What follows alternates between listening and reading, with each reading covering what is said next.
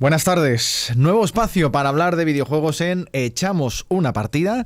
En nuestra anterior cita abordábamos la curiosa guerra de consolas iniciada en los años 80 por las propias marcas de consolas, Sega y Nintendo, aunque eso no quedó al final. No hubo unanimidad para que nos entendamos en respecto a eso, aunque sí es verdad que Sega y Nintendo fueron los que mediáticamente más empujaron en esa guerra de consolas inicial. Luego derivó en guerra de consolas de consumidores, que sigue en la actualidad, con haters y demás. Pero hoy queremos hablar de dos tipos de videojuegos, los AAA y los indie. Para que nos entendamos, los videojuegos AAA son productos que cuentan con un presupuesto muy importante, con un equipo de personas verdaderamente amplio. Los indies o independientes son juegos más pequeños que no cuentan con tanto presupuesto ni programadores, pero que están siendo también están teniendo una influencia muy grande en la industria del videojuego. Para hablar de esto, como no, Rafa Teruel, Alberto López, Manuel Serrano. Muy buenas tardes. Buenas tardes. Y como siempre, Samuel Serrano, que lo tenemos a los mandos. Chicos, si os parece bien, vamos primero con los AAA. ¿Cómo hemos llegado a esto, Rafa? Porque sinceramente hay videojuegos que parecen auténticas películas de cine con personajes incluso reales, con actores. Con actores reales, claro. Pues, ¿cómo se ha llegado? Claro, es que hay que entender que el juego AAA también cambia con la generación de la consola. O sea, cuando en la tercera, con la PlayStation 3, ya es cuando empezó, bueno, quizá un poco antes, al final de la PlayStation 1 ya se podría considerar AAA, por ejemplo, el Resident Evil, que ya tengo, que la primera parte, si recuerdo del videojuego, era un vídeo. Era un vídeo, con un poquito más realista. Una película muy cutre. Bueno, a mí me voló. Hoy en día se ve muy cutre, pero en aquella época se vendía de los 16 te volaba la cabeza. Te volaba la cabeza. Son proyectos con muchísimo dinero detrás, con muchísimo marketing y un equipo muy grande para trazar un producto de mucha calidad. Y claro, y cada medida que ha ido saltando las generaciones, pues el presupuesto ha ido aumentando exponencialmente. Y la tecnología. De hecho, cuando la PlayStation 3, un juego AAA costaba unos 90 millones de dólares y ahora ya ronda los 200. Sabes que estamos en una barbaridad. Son juegos con muchísima presión, con muchísimo equipo, mucho tiempo de trabajo, mucho marketing muy agresivo, porque están vendiendo un producto muy caro.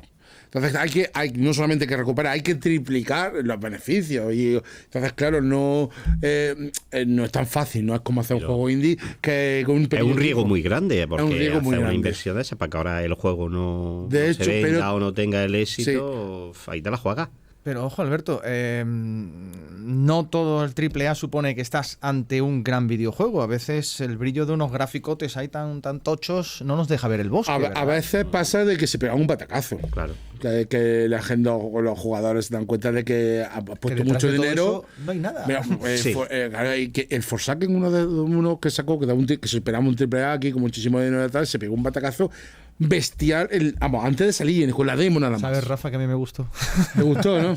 Sí, era yo. Eras tú eras el único que no tuvo que devolver a las pelas. Bueno, o el Cyberpunk, que se pegó un batacazo bestial porque se sacaron tan pronto, y mira que llevaba años y años de producción. Pero es un problema que tienen muchos juegos hoy en día, porque hay muchos juegos que te lo sacan en pre-lanzamiento y se tiran años y años. Yo tengo juegos en los que llevan 12 años en pre-lanzamiento. Es decir, todavía no han sacado una versión 1. Y en cambio ese juego lo van sacando y van sacando expansiones. El Ark, por ejemplo, es uno de ellos. Uno que ahora va a salir, este verano me parece que salió hace un mes o así. Salió ya la versión 1. El 7 Days, por ejemplo, pues se ha tirado y es un juego del 2014. O sea, se ha tirado 10 años hasta sacar una versión oficial ya. Hasta ahora está en pre-lanzamiento. Y esos juegos, la verdad que es un poco arriesgado. Sí pueden sacar mucho dinero, sí pueden gastarse mucho dinero en ellos, pero si lo saca a pre, como pasó con Cyberpunk, demasiado pronto, no usando ya depuradores como en toda la vida se ha hecho, un jugón que lo tienes allí, pum, pum, pum, y te va sacando todos los fallos. No, está usando a tus mismos clientes, lo está usando para depurar un juego. Y te van comunicando los fallos, van viendo los fallos y tú vas sacando parches sobre ese juego. Y eso es muy arriesgado, porque si un parche es una cosa mínima, vale, pero ¿qué pasó, por ejemplo, con el Assassin? Hay un Assassin, no sé cuál de ellos, de los primeros. El Unity puede ser, el de Londres, ¿no? Que era horroroso, atravesaban las paredes, te aparecían los enemigos de golpe. Sin embargo, ahora lo juegas y es absolutamente lo han arreglado, brutal. Pero uno de los mejores que hay. ¿Después de cuánto tiempo? Claro, tuvo que pasar mucho tiempo. Bueno, igual que con Cyberpunk. Cyberpunk Sí, igual, sí. es una maravilla, ¿eh? Pero Sí, pero ahora. ahora. Al principio. Y devolvieron un montón de dinero porque la gente devolvía el juego. Algunos claro. mandos rompió, ¿eh? Algunos mandos rompió contra la pared.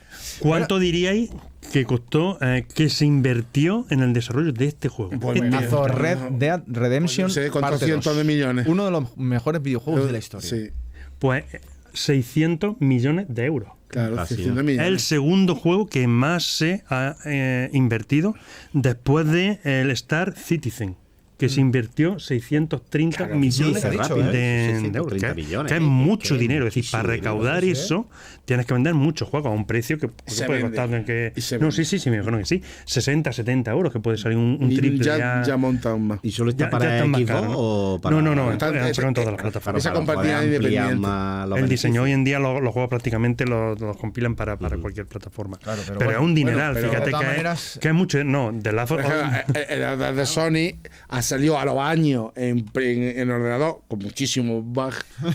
¿Sabes? Muchísimo. También fue memorable. ¿Sabes? Pero hay juegos que son exclusivos. Entonces, claro, ahí está esta es la nueva versión de la guerra de la consola, ¿sabes? Los videojuegos. Claro. Y ahora vamos a por los indies, que nadie se confunda porque a veces los indies parecen incluso triple A, como es el caso, por ejemplo, del primer Hellblade, que tenía unos gráficos de infarto y era un auténtico juegazo. Ahora han sacado la segunda parte ya con más presupuesto, ya con más poderío, pero al principio era un indie, ¿no? ¿Los indie los tenemos infravalorados de alguna forma o hay mucha gente que A ver, ni siquiera se fija en Están esas cosas? infravalorados porque tienen mucho menos marketing. Entonces es normal porque son compañías independientes, con muy poca gente, no tienen dinero para marketing. Pero hay juegos maravillosos indie, vamos, a nivel de grandes compañías. O sea, pero falta eso que no llega al público porque no tenemos marketing y vemos lo que vemos. Que tú cuando te anuncias, pues te anuncian los AAA que están ahí intentando recuperar y ganar dinero. Normal. Pero el indie no hay que desmerecerlo porque es grande historia del juego indie y encima ahora se apoya en nuevo un pixel art que de los 80 y 90 que está es muy bonito porque es retro. Entonces es muy fácil y más fácil programar así con ese diseño gráfico, o sea, y con esa perspectiva, no tener que utilizar 3D, no tener que utilizar pues un juego indie con este diseño y con pues mucho más fácil de hacer, podemos centrarme en una historia bonita, en una jugabilidad buena. Si es que es lo que hablamos, yo como amante de los retro, la verdad es que yo no miro en un juego que sea AAA, que tenga unos gráficos de la leche, que tenga súper acabado. Yo un juego que me enganche, que sea bonito, que tenga una historia chula y ya está. Me da igual que si encima tiene calidad gráfica, perfecto. Que si no lo tiene y es muy básico, me da igual. Yo lo que me importa es la juegue, y si hay indie que sea AAA, me da igual. Es un juego que te enganche y que te guste. Yo no miro que esté súper grabado, que parece película alguno. Por eso yo como amante de los retro me quedo más en... No miro el presupuesto, lo que cuesta, o el juegazo que tiene unos gráficos, ¿no? Es jugabilidad. Que el juego más simple, más tonto, como fue el del Pong, un juego engancha como uno con más gráficos. Yo me quedo con eso. Además, Manolo, la influencia que tiene el juego indie se puede ver perfectamente en una consola tan vendida y tan importante como es la Nintendo Switch, porque si le quitas sus grandes juegos de Mario, Nintendo, los de Zelda, los de Metroid y tal, pero le quitas eso, casi todo el mundo que tiene una Nintendo Switch la tiene al final para los juegos indie. Sí, porque además es una de las consolas que realmente tienen más juegos indie en su repertorio. Vamos, Sony, por ejemplo, en la PlayStation 4 tiene también un mercado muy grande. La PlayStation 5, la verdad que no sé si también tiene muchos portados o no, pero por ejemplo, ya no solo juegos indie, que tiene muchísimos, sino que te van haciendo en reediciones de juegos antiguos. Es decir, te van cogiendo juegos antiguos, sean indie o no, pero te van cogiendo, en la Switch estoy hablando, te van cogiendo juegos antiguos y te los van metiendo. Y te metes en la tienda y de cada 10, 15 juegos que ves, tiene uno o dos que son juegos realmente conocidos y que te pueden sonar. Todos los demás son juegos indie. Y como bien decía, hay juegazos. Es decir, hay juegos que yo he jugado con juegos oficiales y de jugar y decir, mira, después de 2 o 3 horas, mira, lo dejo porque es infumable, no puedo jugar con este juego. Y en cambio, los indies estos de oferta, oye, 2 euros, este juego 5 euros. Y lo coges y te tiras días jugando con jueguecillos, sobre todo pixel art, como decía Alberto, jueguecitos tipo pixel art, con una mecánica mucho más tranquila, porque también depende de qué tipo de jugador sea, pero para jugadores yo creo que de nuestra edad, que sí de vez en cuando nos gusta jugar algo de acción, pero sobre todo luego hay momentos que dices, oye, ahora estoy tranquilito, no que tengo que estar jugando un shooter o algo de eso, yo quiero jugarme algo tranquilo. Y ahí es donde en mi opinión, los indie juegan el mejor papel, que es en los juegos elegantes, pero sin gastarte millones en el desarrollo ni millones en publicidad y demás. Como dice Rafa, ese es su contra, es decir, no tienes publicidad, no te gastas en publicidad, no te conocen. Pero hay juegazos en todas las plataformas. Es que además, aunque ese nombre va a salir más veces durante estos programas que estamos haciendo de Echamos una partida, tenemos el ejemplo perfecto de lo indie y además de nuestra tierra. No es de Jaén, pero es de Andalucía, es de Sevilla, Blasphemous, un juego indie que ha resultado ser un auténtico éxito, que ha vendido una barbaridad y que es ejemplo de Metroidvania en todo el mundo. Un ejemplo claro de lo que estamos hablando. Un juego sin tampoco unos gráficos súper, que es un juego modesto, pero muy jugable, muy que engancha. Y recuerda mucho a otros estilos de juegos. Y el gran debate, ¿AAA o indie? ¿Qué preferís? A ver, yo soy de los dos, pero hay una cosa importante que tendríamos que decir, es por qué nos gustan los juegos AAA. Y es porque a medida que hay un efecto que se llama valle inquietante, que es un efecto psicológico, que cuanto más real es una imagen, más le vemos defectos y más queremos que nos incomoda que no se parezca, y entonces buscamos la perfección. Entonces, en los desarrolladores nos damos cuenta en los videojuegos, las películas, en todo. O sea, en que si yo hago un circulito con 2 rayitas y una sonrisa, todos sabemos que es una persona y nos encaja perfectamente y somos felices. Pero a medida que quiero que sea más real, o sea, es cuando más nos fijamos, y cuando hay algo que no concuerda, nos chirría y no nos gusta. Entonces, ¿qué pasa? Que, claro, que si yo quiero una buena historia que parezca cinematográfica, pues necesito... Claro. Un equipo bestial, un montón de dinero para que esto funcione. Para que funcione la historia, por ejemplo, de The Last of Us, pues tenemos que tener unas caras perfectas. Incluso ahora utilizan actores, ¿sabes? Para que actúen, para que sean lo más real posible, porque si no chirría, y entonces todo mi dinero que he invertido se va al traste. Entonces, por eso, es un problema que tenemos los humanos somos así de exigentes. Entonces, cuando queremos que algo esté, que sea la leche, que esté perfecto, pero también nos puede valer un juego retro para estar un rato tranquilo, ¿sabes? Entonces, bueno, no retro, indie. Indie es distinto, no confundamos. Sí. Indie, vale, no tiene que ser retro. De hecho, hay juegos que son independientes, que son... pero tipo... lo de Valle Inquietante me ha encantado, ¿eh? Bueno, gran debate. ¿Qué tenemos? ¿Qué decidís? ¿AAA o indies? Yo prefiero retro, ni uno ni otro. ¡Retro! A ver, como más próximo al retro, indie. Yo en realidad, a mí me gustan los dos, porque yo tengo de los dos juegos, pero yo siempre estoy deseando que salga un AAA bueno.